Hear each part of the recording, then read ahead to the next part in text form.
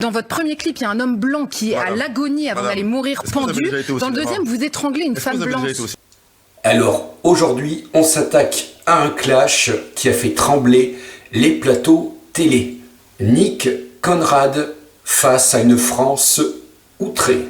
Un rappeur qui chante « Je rentre dans une crèche, je tue des bébés blancs » et qui, face aux critiques, nous explique que c'est de la poésie, un message d'amour et même une réflexion philosophique. Non mais, sérieusement, quand on appelle à pendre les blancs, et à foutre des bombes sous le Panthéon, faut arrêter de nous enfumer, avec soi-disant des symboles et des histoires personnelles. Oui, c'est ça. Donc, face à lui, plusieurs intervenants, dont Charlotte Dornelas, des intervenants qui lui mettent la pression à Nick. Mais le gars continue à s'enfoncer, sans jamais s'excuser. Non. Et à sortir des justifications dignes d'un sketch.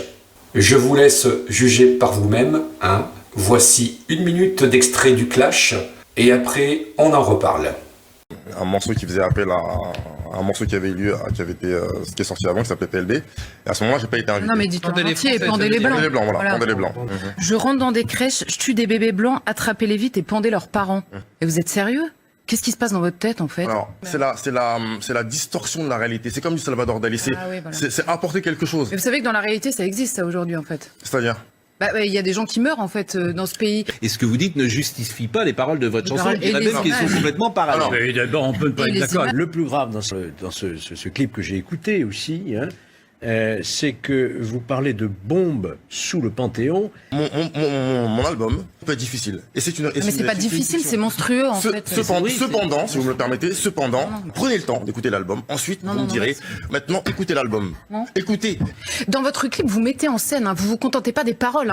Dans votre premier clip, il y a un homme blanc qui est à l'agonie avant d'aller mourir pendu. Dans le deuxième, vous étranglez une femme blanche.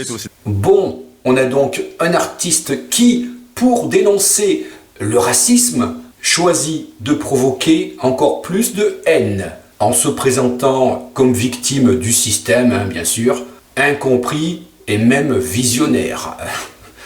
Mais il y a un moment, faut arrêter de nous prendre pour des buseux. Tu veux dénoncer des injustices? Très bien.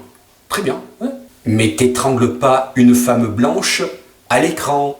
Tu chantes pas j'ai baisé la France jusqu'à l'agonie. Et tu parles pas de pendaison, comme si tu étais un poète maudit.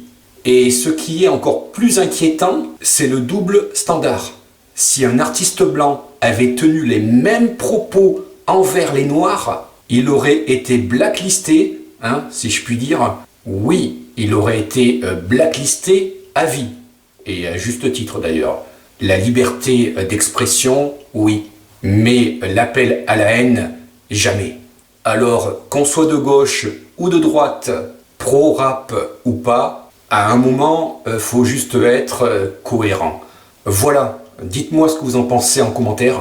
Abonnez-vous si vous aimez les clashs analysés sans langue de bois. Et on se retrouve très vite pour un nouveau décryptage. Bye bye.